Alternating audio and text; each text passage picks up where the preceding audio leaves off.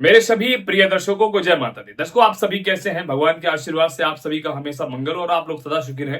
दर्शकों, आज का विषय है केतु अपने स्वयं के नक्षत्र में प्रवेश कर रहे हैं और जैसे ही केतु अपने स्वयं के नक्षत्र में प्रवेश करेंगे, आप जितने भी मीन राशि के जातक हैं, आपके जीवन में इसका क्या क्या और कैसा कैसा प्रभाव पड़ेगा। दर्शकों, बात करें तो आप जितने भी मीन राशि के जातक हैं, पिछले लगभग 1.5 से 2 साल से अपने ही दुख से आप बहुत ही परेशान हैं। लगातार कुछ न कुछ आपके जीवन में कष्ट आपको प्राप्त हो रहा है। जिस भी काम में आप बहुत लगन से मेहनत कर रहे हो, आपका कार्य सफल नहीं हो रहा और आप अभी तक भगवान के भरोसे हैं कि मेरा कुछ बड़ा काम है, ये हो जाए तो मेरा मंगल हो जाए। दर्शकों, ये काम जो होगा आपका ये ग्रहों के माध्यम से ही होगा और आज हम इसी विषय पर बात करेंगे कि जितने भी आप मीन राशि के जातक हैं, आपके जीवन में केतु जैसे ही नक्षत्र परिवर्तन करेंगे, आपके जीवन में इसका क्या क्या प्रभाव पड़ेगा, ये शुभ परिवर्तित होगा या आपके जीवन में अशुभ फिर से होगा या कुछ नया कष्ट आपको प्राप्त है। दर्शकों, तो प्लीज आप हमारे चैनल को जरूर सब्सक्राइब कर लें। और एक विशेष बात, अगर आपकी जीवन लगातार समस्याएं चल रही तो एक बार प्लीज हमें भी सेवा का मौका देकर के देखें, अपनी कुंडली का विश्लेषण कराएं। और जिनके पास कंफर्म डेट ऑफ बर्थ, जन्म का टाइम नहीं है, कुंडली भी नहीं है, तो आप हमें अपने दोनों हाथ की हस्तरेखा भेज करके अपने बारे में एकदम सटीक विश्लेषण दर्शकों प्राप्त कर सकते हैं। और वीडियो के एंड में आपको सटीक उपाय भी बताऊंगा, जिसको करने से आप जितने भी मीन राशि के जातक हैं, आपको 100% इस उपाय से आपको बहुत अच्छी सफलता प्राप्त होगी। दर्शकों, टॉपिक पे आते हैं। तो दर्शकों, जैसा कि अब मैंने आपको बताया कि केतु अपने स्वयं के नक्षत्र में प्रवेश करेंगे 29 मार्च 2026 को। ये घटना दर्शकों ज्योतिष शास्त्र में लगभग 18 वर्ष के बाद हो रही है। यहाँ पर केतु अपने स्वयं के नक्षत्र अर्थात मघा नक्षत्र में प्रवेश करेंगे।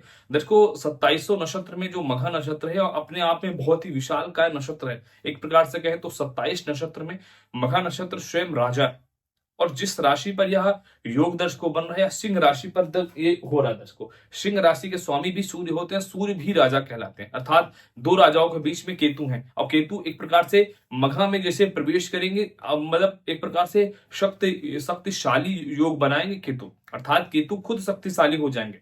जो अभी जितने भी आप मीन राशि के जातक हैं, आपके राशि चक्र के छठे स्थान पर केतु सिंह राशि पे है, आप सभी जानते हैं। लेकिन छठे स्थान का जो दर्शकों फल होता है, इसका जो कारक होता है, योग होता है, इसको हम ऋण रोग शत्रु का स्थान मानते हैं। इस स्थान पे जब से केतु आए, लगातार मीन राशि के जीवन में कर्ज बढ़ रहा है, लगातार शत्रु बढ़ रहे हैं, स्वास्थ्य में कुछ न कुछ समस्याएं हो रही हैं। तो यहाँ पर जैसे ही 29 मार्च के बाद से धीरे धीरे आपके जीवन में एक प्रकार से ठाट बाट का विशाल काय, अर्थात मघा का नक्षत्र का मतलब ही है, अर्थ ही है कि विशाल, और साथ ही साथ ये पितृ से संबंधित भी ये नक्षत्र दर्श को होता है। तो सबसे पहले जो आपका काम करेंगे, क्योंकि आपके माता पिता भी चाहते हैं कि मेरे बच्चे का मंगल हो या ना हो, लेकिन आपका मंगल हमेशा चाहते हैं, तो इसी बीच पर केतु की वजह से सबसे पहले कर्ज में बहुत ही बड़ा आपको राहत मिलेगा। और ये 1-2 महीने के लिए नहीं है, केतु की इसी नक्षत्र में 1-2 महीने के लिए है। केतु इस नक्षत्र में दर्शकों पूरे वर्ष में रहने वाले हैं, दिसंबर 2026 तक रहेंगे। इसमें आपका पूरा काम करके ही जाएंगे, अधूरा कुछ छोड़ेंगे नहीं। ये आप समझो मीन राशि वालों को बहुत ही परफेक्ट योग यहाँ पर बन रहा है, ठीक है। तो आप एक कर्ज को पूर्णतः समाप्त करेंगे, आपके जितने भी शत्रु हैं शत्रु को समाप्त करेंगे। और सबसे विशेष बात, जो आपका स्वास्थ्य, आपका आपके घर वालों का कुछ न कुछ समस्या लगी रहती है, आधे से ज्यादा पैसा तो आपकी बीमारी में जा रहा है, तो बीमारी भी, स्वास्थ्य आपका बहुत अच्छा होगा और पैसा आप में, आपका पैसा भी बचना प्रारंभ हो जाएगा। जो लगातार लॉसेस आपके हो रहे हैं, उसमें आपको एक प्रकार से योग अच्छे प्राप्त करें, ठीक। अब इसके बाद दर्शकों बात करते हैं, केतु ने तो अपना प्रभाव दिखाना 29 मार्च से प्रारंभ करेंगे, तो आपके छठे स्थान को मजबूत करेंगे। इसी के साथ दर्शकों केतु की जो दृष्टियां होती हैं, 3 दृष्टियां बड़ी ही शुभ मानी गई हैं। 5वीं दृष्टि, 7वीं दृष्टि और 9वीं दृष्टि। दर्शकों, ये 3 दृष्टियां होती जो कि बहुत ही अच्छी मानी गई हैं केतु की। मतलब अच्छी राशि पे पड़ेंगे तो अच्छी, अशुभ राशि पे पड़ेगी तो अशुभ फल इसका प्राप्त होता है। तो सर दर्शकों, सबसे पहले दृष्टि देखते हैं, 1 2 3 4 5। केतु की 5वीं दृष्टि आपकी कैरियर के स्थान पे धनु राशि पे पड़ रहा है, और धनु राशि के स्वामी स्वयं गुरु होते हैं और आपके राशि के स्वामी भी गुरु होते हैं। तो गुरु से और केतु से एक अच्छा संबंध है, जो कि मीन राशि पर इसका सबसे अच्छा रिजल्ट दर्शकों आपको प्राप्त होगा। अब यहाँ पर जैसे केतु दृष्टि से देखेंगे तो कैरियर के स्थान को आपके मजबूत करेंगे।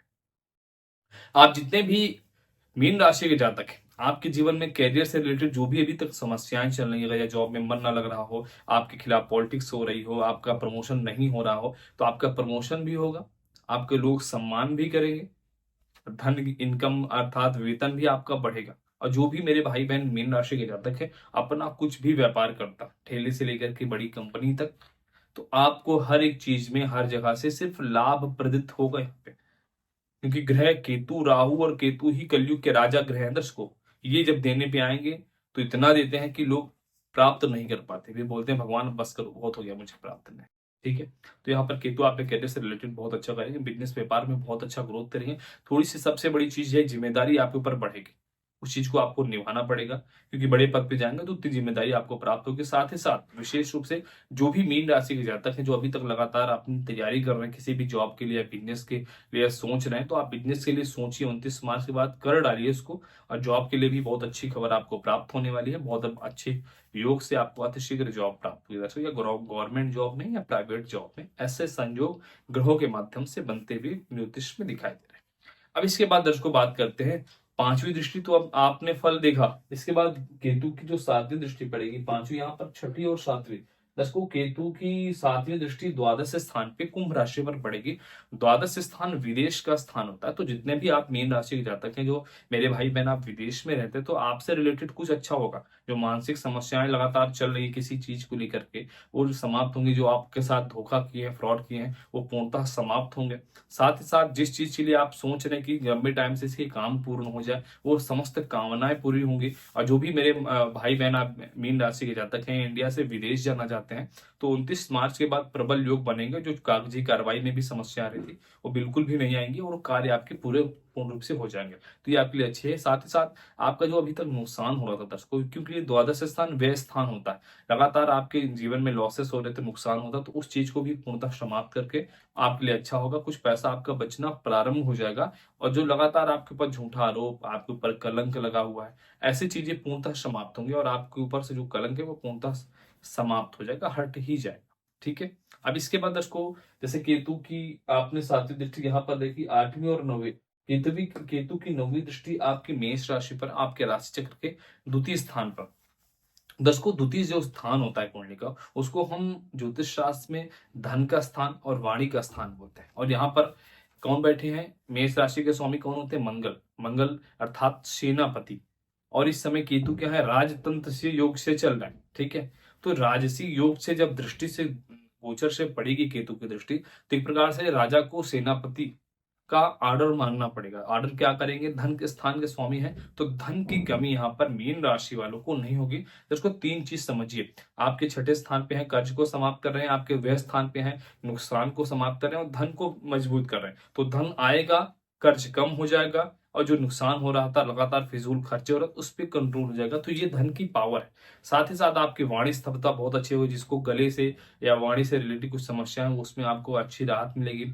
साथ ही साथ जो भी मेरे भाई बहन आप मीन राशि के जातक हैं और वाणी से रिलेटेड कुछ काम करते हैं, जो मतलब आपकी बोली पे ही टिका है, तो उसमें आपको अच्छा लाभ होगा। ठीक है। तो एक प्रकार से कहें तो केतु का अपने नक्षत्र में जाना यह बहुत अच्छा संयोग है, और विशेष रूप से मीन राशि वालों को इसका बहुत अच्छा रिजल्ट मिलेगा, और आपके जीवन में ढेर सारी खुशियां भी दर्शकों इस नक्षत्र के योग से आपको प्राप्त होगी। अब आपको उपाय क्या करने हैं, आप जितने भी मीन राशि के जातक हैं, आपको गुरुवार के दिन एक पीला कपड़ा लेना है, उसमें थोड़ा सा 1.25 किलो चने की दाल लेनी है, उसमें थोड़ा सा दक्षिणा 11 रुपए रख करके अपने सर से 7 बार उतार करके किसी पंडित जी को दान में देना है। उसके बाद पीपल के वृक्ष की 7 परिक्रमा करके एक लोटे में थोड़ा सा जल, उसमें हल्दी डाल करके पीपल की जड़ में आपको चढ़ाना है। ओम नमो भगवते वासुदेवाय, इस मंत्र को बोलते हुए अगर आप इस उपाय को करते हैं तो आपके लिए बहुत ही मंगल होगा। साथ ही साथ जो आपके आगे आने वाले कार्य में, समय में जो कुछ काम है या कुछ यहाँ पे बड़े काम अटके हुए हैं, वो कार्य दर्शकों इस उपाय को करने से पूरा होगा। आप जरूर करें। और जो चने की दाल दान करना है पीले कपड़े में दर्शकों, लगातार 7 गुरुवार इसको आप कर लीजिए। जो भी आपकी कामनाएं हैं वो निश्चित रूप से पूर्ण हो जाएगी। तो भगवान भोलेनाथ से मैं प्रार्थना करूंगा, मेरे जितने भी व्यूवर्स मेरे इस वीडियो को देख रहे हैं, आप सभी का सदा मंगल हो, आप लोग सदा सुखी हो ना। हाँ, वीडियो को लाइक जरूर कर लीजिए, कमेंट बॉक्स में जय माता दी और अपने इष्ट भगवान का नाम जरूर लिखें। सभी दर्शकों को जय माता दी, हर हर महादेव।